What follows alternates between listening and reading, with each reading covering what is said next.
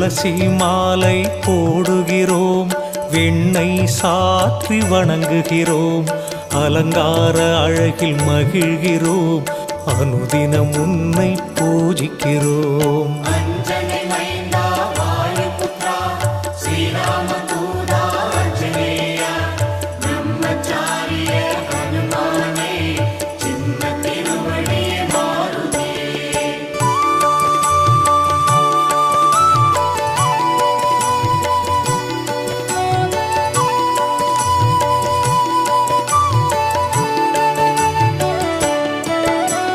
வாராவாரம் சனிக்கிழமை வணங்கி மகிழும் பக்தர்களை திருவருள் புரிந்து காக்கின்றாய், வேண்டுதல் யாவும் தீர்க்கின்றாய்.